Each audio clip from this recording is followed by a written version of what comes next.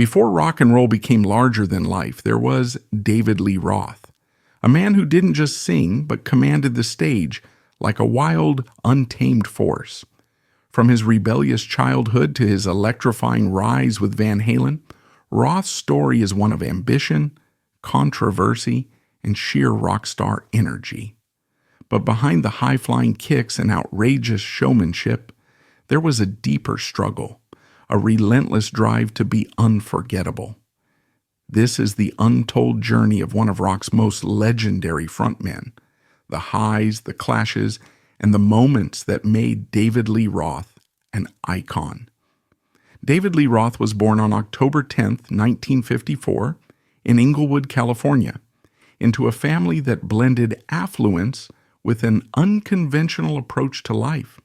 His father, Nathan Roth, was a highly respected ophthalmologist, a man of science and precision who had built a successful medical practice through years of hard work and discipline. He represented stability, intellect, and a deep commitment to professionalism, qualities that he likely hoped to pass down to his children. His mother, Sybil Roth, was a teacher before becoming a painter, a transition that highlighted her artistic inclinations. While she had initially pursued an academic profession, her later embrace of painting suggested a creative spirit that may have found its fullest expression in her son, even if she didn't realize it at the time. Growing up in this household, Roth had a sense of financial security, but he never quite fit the mold of what was expected of him. He was surrounded by an environment that valued education and traditional career paths. But from a young age, he was restless, bursting with energy, and constantly seeking excitement. While his siblings followed more conventional academic pursuits, Roth had little patience for school and its rigid structure. He often found himself distracted, unable to sit still, and drawn more to humor, performance, and spectacle than textbooks and lectures. His natural charisma was evident early on, but rather than channel it into a profession like law or medicine, he gravitated toward entertainment.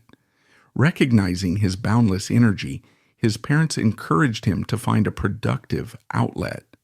They likely hoped that he would focus on something that could eventually lead to a career with structure and stability, perhaps believing he might settle into a profession that allowed for some creative expression without completely straying from societal norms.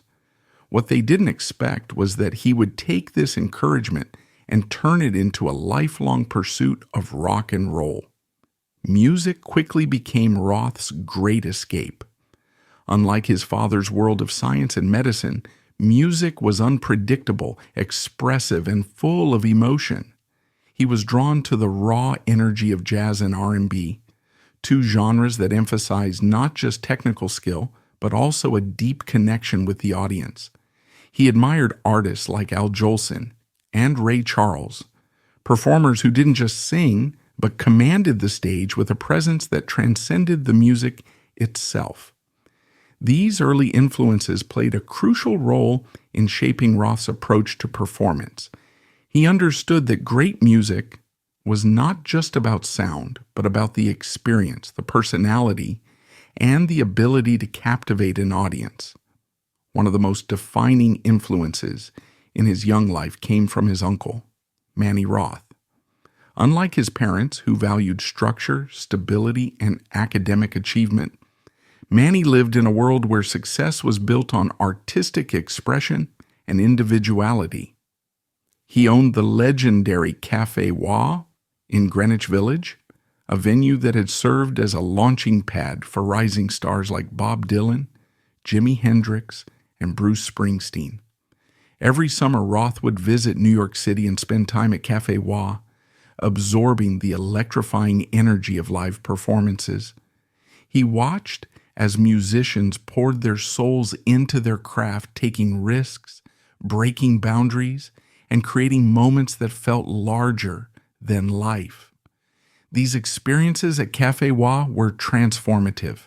They introduced him to a world where creativity reigned supreme, where the rules didn't matter as long as you could move a crowd and leave an impression.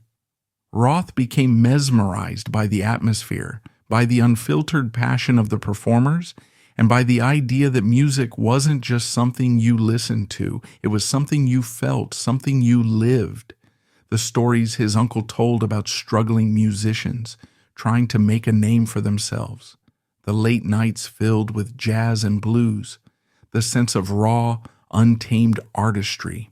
It all planted the idea in young Roth's mind that he too could carve out a place in this world of music and spectacle. As the Roth family moved frequently, David's sense of belonging became even more tied to music. Eventually, they settled in Pasadena, California, a place that would prove to be pivotal in his development as a musician. This transition happened just as rock music was exploding in Southern California, with bands rising from garages and local clubs, defining a new generation of sound. The culture of the area was electric, filled with young musicians eager to push the boundaries of what rock and roll could be. For Roth, this was a perfect storm. He was in the right place at the right time, and most importantly, he had the energy and ambition to take advantage of it. Despite his father's continued success in the medical field, Roth never felt pressured to follow in his footsteps. There may have been an unspoken expectation that he would find something stable, something that could ensure a secure future. But Roth had already made up his mind. He wasn't going to chase stability, he was going to chase greatness. While his siblings continued along more traditional career paths, Roth was chasing something completely different. He wasn't interested in a future that involved degrees, office jobs, or predictable routines. He wanted to stand on a stage, grab a microphone, and command attention. He wanted to be larger than life, to create something unforgettable. He wasn't interested in just being a singer. He wanted to be a performer, an entertainer, a rock star in the truest sense of the word. Pasadena became his training ground. He started performing, experimenting with his stage presence, and honing the persona that would later make him one of the most iconic frontmen in rock history. He didn't just want to be another musician in the crowd. He wanted to be the center of attention, the one people couldn't take their eyes off of. He had no doubt that he was destined for something bigger, and he had no patience for waiting around for it to happen. David Lee Roth's passion for music intensified during his teenage years. While his family had moved to Pasadena, California, his interests had fully shifted toward rock and performance. By high school, he was already seeking ways to channel his boundless energy, eventually joining a band and immersing himself in the local music scene. As a student at Pasadena City College, he studied music theory, but more importantly, he made the connections that would change his life. It was during this time that Roth befriended two brothers from the Netherlands, Eddie and Alex Van Halen, who played in a band called Mammoth. Roth had already been performing with several bands, including Red Ball Jets, while Van Halen occasionally rented Roth's PA system for their gigs. Eventually, Roth joined Mammoth, a move that would set the course of rock history. However, when they discovered that another band had already claimed the name, they rebranded as Van Halen, a decision that would soon become synonymous with hard rock excellence. Not long after, bassist Michael Anthony joined, completing the lineup. Van Halen quickly gained a reputation for their electrifying live performances, with Roth's expressive, wild vocals and Eddie Van Halen's revolutionary guitar playing, creating a sound that was unlike anything else at the time. Their self-titled debut album, released in 1978, introduced now classic tracks like Runnin' with the Devil and Jamie's Cryin'. Roth played a major role in shaping the band's identity, contributing to their lyrics and helping develop their unique blend of hard rock, pop, and punk influences. His stage presence was just as important as the music itself.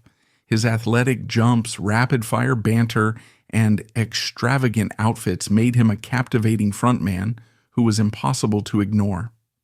In 1979, Van Halen broke into mainstream success with Dance the Night Away, their first major hit single. This was followed by an extensive tour that cemented Roth's reputation as a high-energy showman, while Eddie Van Halen was often credited for the band's musical innovation. Roth brought something equally vital, the charisma, humor, and theatricality that turned their performances into a spectacle. He also took an interest in visual storytelling, co-directing several of the band's music videos, including the now iconic Hot for Teacher. By 1984, Van Halen had reached the peak of their success with the release of 1984, an album that delivered their first #1 single, Jump. The song's infectious synth-driven melody marked a slight departure from their earlier sound, but it was a massive commercial success. However, despite the triumph, tensions within the band had been growing. Roth's flamboyant personality and desire for greater creative control often clashed with Eddie Van Halen's vision. Just as Van Halen stood at the height of their fame, Roth made a shocking decision. He left the band in 1985 to pursue a solo career. His first solo project, Crazy from the Heat, was a departure from Van Halen's hard rock sound, consisting mostly of cover songs, including California Girls by the Beach Boys, which became a hit and reached #3 on the charts.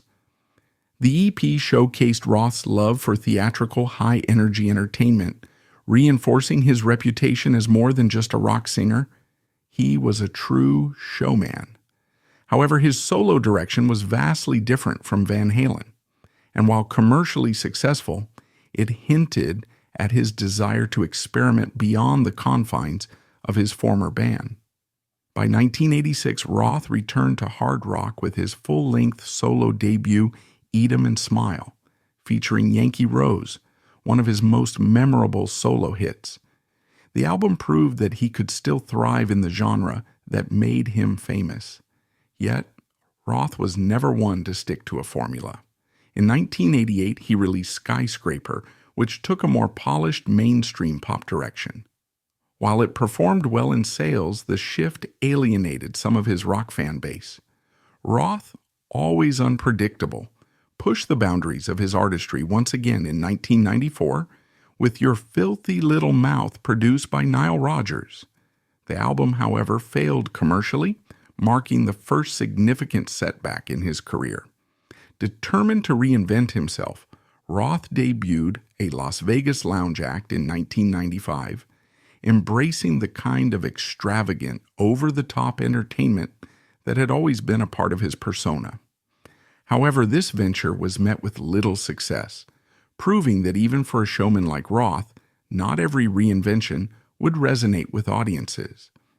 Despite his rocky solo career, Roth's name was still deeply intertwined with Van Halen.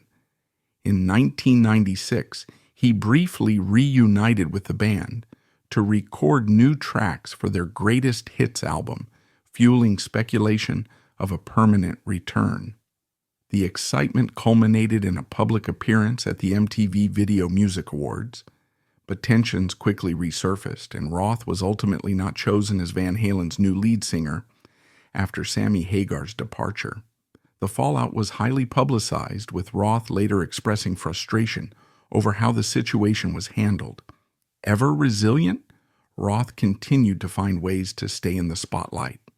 In 1997, he released his autobiography, Crazy from the Heat, offering fans an unfiltered look at his wild life and career. By 2002, he found an unlikely partnership with his former rival, Sammy Hagar, as the two embarked on a co-headlining tour. Though the two had once been vocal adversaries, their shared history with Van Halen made the tour a success. Always one to embrace new challenges, Roth took on an unexpected career move in 2005. He became a radio DJ, stepping in to replace the legendary Howard Stern. However, his time in radio was short-lived, as low ratings led to his dismissal within months. Despite this setback, Roth made headlines once again in 2007 when Van Halen was inducted into the Rock and Roll Hall of Fame. However, in true Roth fashion, controversy followed. He refused to attend the ceremony after learning that he wouldn't be allowed to perform.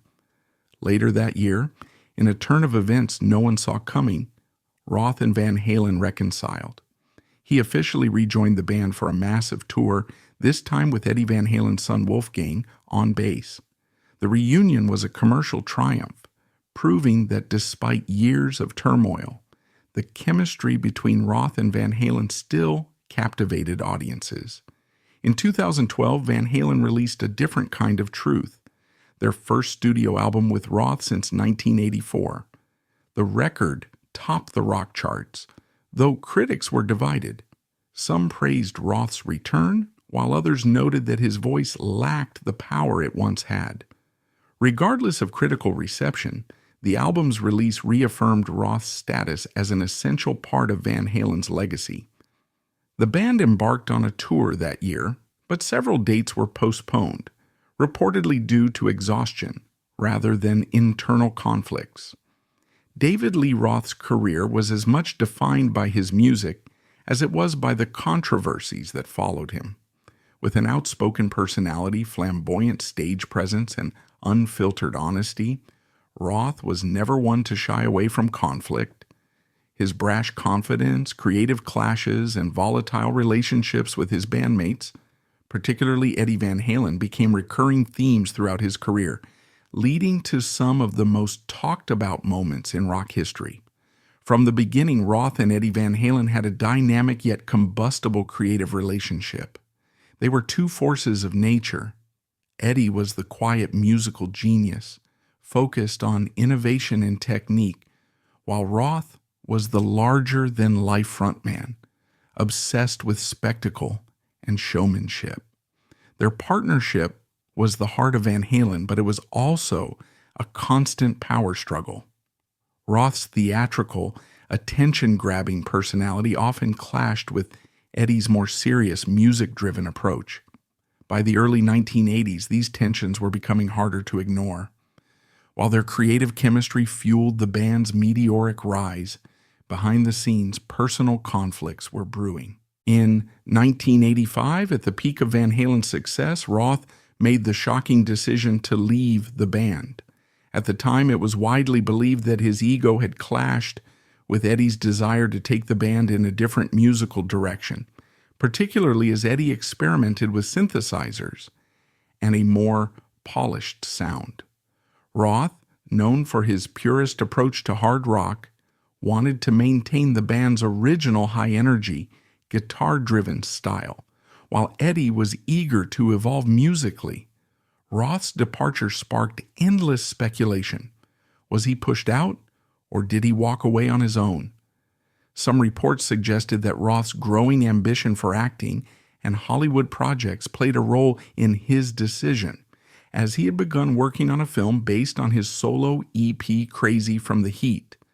The movie never materialized, but the fallout from his split with Van Halen was one of the most infamous breakups in rock music history. After parting ways, both Roth and Van Halen engaged in a bitter war of words. In interviews, Roth took jabs at the band's new lead singer, Sammy Hagar, while Van Halen dismissed Roth's solo career as a desperate attempt to stay relevant. Fans were divided. Some remained loyal to Roth, believing Van Halen had lost its edge without him, while others embraced the band's new direction. The feud played out in the media for years, fueling the perception that Roth and Van Halen's relationship had soured beyond repair. Then in 1996, Roth made a highly anticipated return to Van Halen, but it was short-lived and ended in scandal. The band invited Roth back to record 2 new songs for their greatest hits album, leading many to believe that a full-fledged reunion was in the works. This excitement reached a fever pitch when Roth and the band made a surprise appearance together at the MTV Video Music Awards, seemingly confirming the rumors. However, the reunion quickly turned into a public relations disaster. Roth later claimed that the band had misled fans into thinking he was back for good, when in reality, They were already in talks with another singer, Gary Cherone. Feeling used and humiliated, Roth publicly lashed out at Van Halen, reigniting old tensions. The band, in turn, accused Roth of being difficult to work with, reinforcing the idea that their fractured relationship could never be repaired. In 2007, another scandal erupted when Van Halen was inducted into the Rock and Roll Hall of Fame. Despite being the band's original and most iconic frontman, Roth refused to attend the ceremony. The reason? He wasn't allowed to perform. The event, which should have been a celebration of the band's legacy, instead became a symbol of their ongoing dysfunction. Sammy Hagar and Michael Anthony represented Van Halen that night, while Eddie Van Halen was absent due to personal struggles. Roth's absence made headlines, once again highlighting the deep divisions within the band. But rock and roll has a way of bringing even the most bitter rivals back together. Later that year, Roth and Van Halen reconciled once again. This time, it wasn't just for a one-off reunion. It was a full-scale comeback, with Roth officially rejoining the band for a massively successful tour. The reunion marked a turning point, proving that, despite their tumultuous history, Roth and Van Halen were at their best when they were together. However, even this comeback was not without drama. The tour lineup featured Wolfgang Van Halen, Eddie's son, on bass, replacing longtime bassist Michael Anthony, which stirred controversy among fans. Roth's scandals were not limited to Van Halen. His larger-than-life personality often made him a polarizing figure in the music industry. He was known for his unfiltered remarks, sometimes making outrageous statements in interviews that blurred the line between humor and arrogance. Whether it was his brief stint as a radio DJ in 2005, where his outspoken style led to his firing within months, or his unpredictable career moves, Roth remained a lightning rod for controversy. Yet through every scandal, Roth never lost his confidence. He thrived on chaos, embracing the unpredictability that came with being a rock star. His feud with Van Halen became the stuff of rock legend. His antics only added to his mystique, and his refusal to conform made him one of the most unforgettable frontmen in rock history. While his career was full of breakups, makeups, and public disputes, one thing remained constant. David Lee Roth was never afraid to speak his mind, take risks, and do things his way. David Lee Roth's personal life was as unconventional as his career. Despite the excesses of rock stardom, he never married, a rarity among his contemporaries.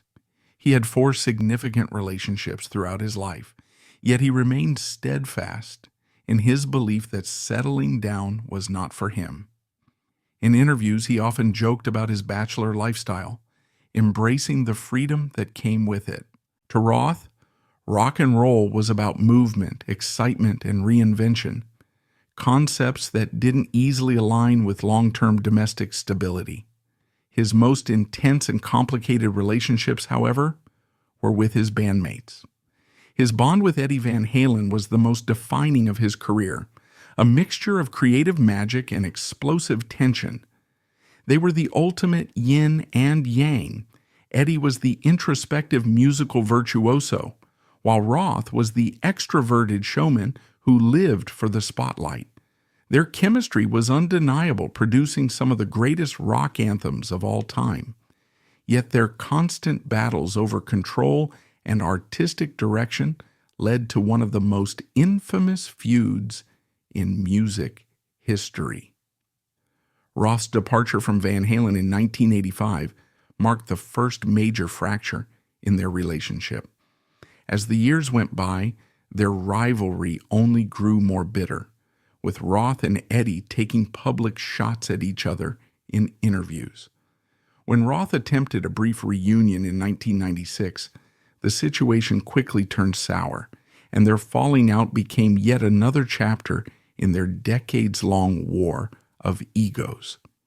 But despite their history of disputes, there was always a sense of unfinished business between them.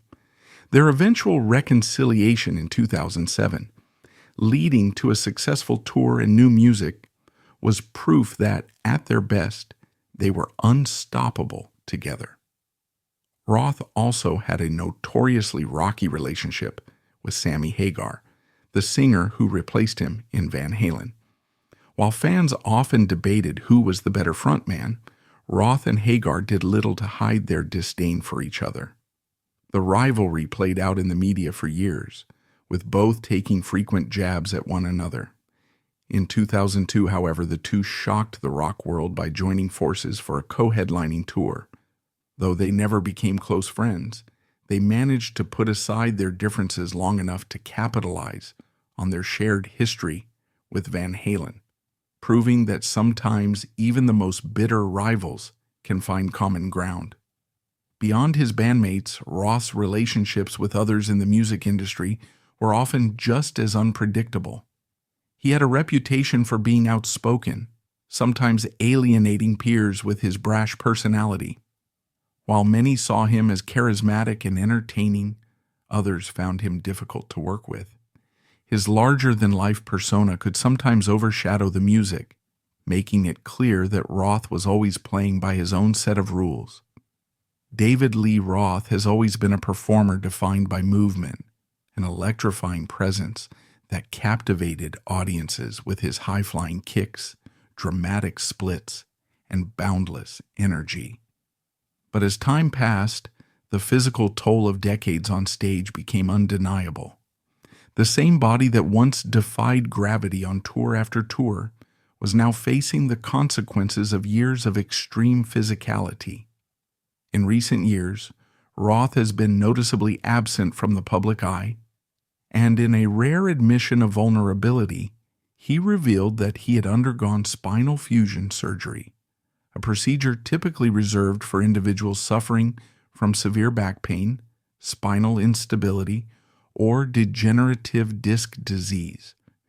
Given the demanding nature of his performances, it was hardly surprising that his spine had endured. Significant spinal fusion is not a minor procedure. It involves permanently joining two or more vertebrae in the spine to prevent painful movement, often requiring months of recovery and rehabilitation. For an average person, this surgery is life-altering. But for someone like Roth, whose entire identity was built on athletic stage antics and high-energy performances, it marked a fundamental shift in his existence. For the first time, he had to acknowledge that his body was no longer capable of sustaining the intensity that had defined his career. This wasn't just an injury that could be treated with rest and physical therapy.